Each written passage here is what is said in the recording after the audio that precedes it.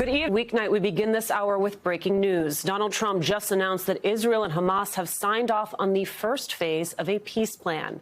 That is all we know at this stage. We're going to be joined in a moment by Laura Barron Lopez at the White House. But for now, Simone, you and I have talked very often about what actually goes into these negotiations. Yes. Now, it's our understanding, and we'll have Laura Barron Lopez from the White House in just a moment, who's on the beat, who's been covering this. But what has been happening is that there were negotiations. Obviously, earlier today, there was a very dramatic scene at the White House where during this meeting, if you will, with the president, Secretary Rubio passes a note to the president. Rubio then comes and replaces Susie Wiles sitting there, White House Chief of Staff.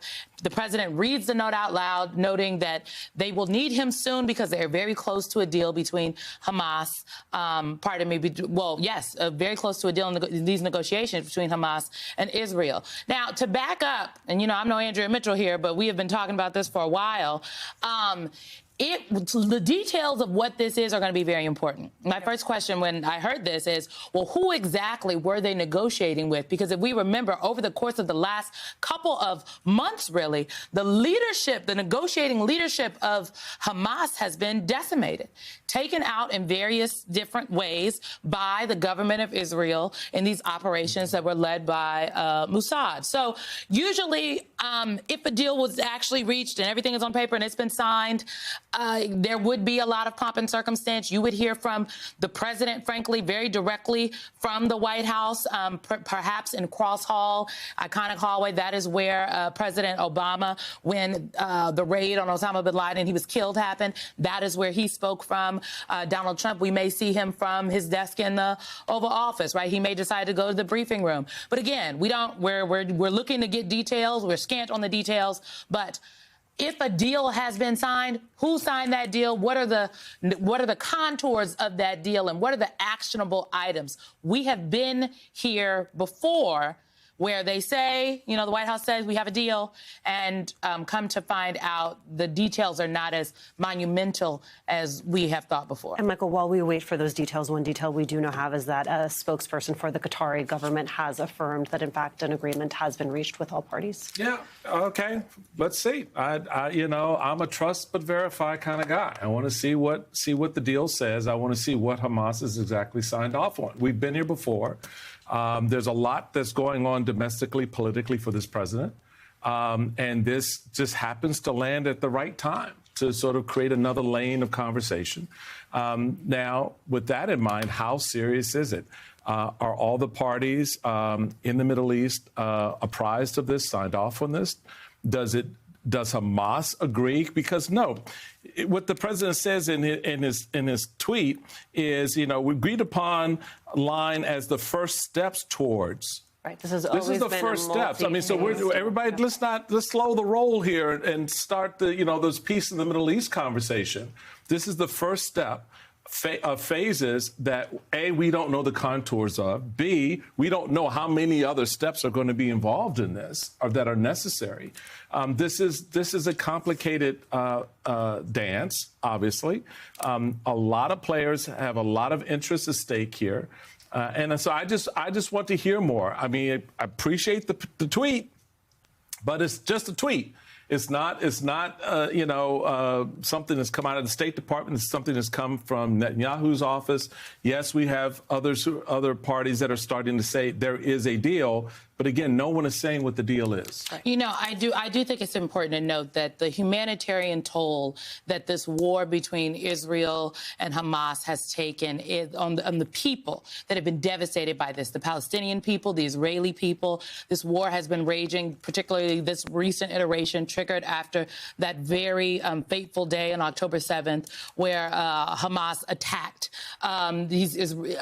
Israel. Literally, it was just harrowing to think about it. We're over 2 years later now. It seems to be the first phase of a deal in the peace plan in Gaza. I think things to look for are, what do other partners say, right? Other partners in the region. What else do Western allies say? Remember, not a week ago, about a week and a half ago, during UNGA, the UN General Assembly in New York, a number of Western allies recognized the Palestinian state. And they gave speeches, everyone from President Macron to the UK, the Prime Minister of the UK, so on and so forth. This was monumental. Other countries obviously have done so previously, well in advance in the past, but to have so many Western allies, major players recognize Palestine as a state was also a monumental piece in this. Notably, the United States did not participate in that. The president came out. The partners walk away from a Palestinian state once they've gone out publicly and said that's what they support. Well, again, this is why we need to look at the details of the plan, because for everyone, they have always said, except Prime Minister Netanyahu, that a two-state solution is the only solution. I believe we now have Laura Barron-Lopez. She is joining us now from the White House. Laura, take us inside what you know at this hour. We, according to the president and the Qatari Prime Minister, there is a deal.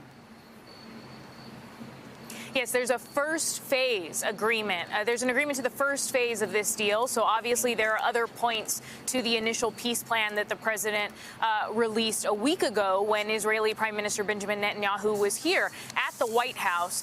And this first phase of the agreement initially was supposed to include a ceasefire, the release of all hostages in Gaza in exchange for Palestinian prisoners. Now, according to the president's post tonight, he didn't exactly mention Palestinian prisoners in there. So there's a number of details that we're still waiting to hear. But all day long, Simone, at this White House, we'd been waiting to see if there was going to be some update because the Middle Eastern envoy Steve Witkoff, as well as the president's son-in-law Jared Kushner, arrived in Egypt for those peace deal negotiation talks with the Qataris, with Turkish leaders, between Israel and Hamas. And the president, a few hours before this announcement on his Truth Social platform, said that he thought that they were very close, that he may end up traveling to the Middle East this weekend on Saturday or Sunday in the hopes that he would be there for some type of ceasefire signing.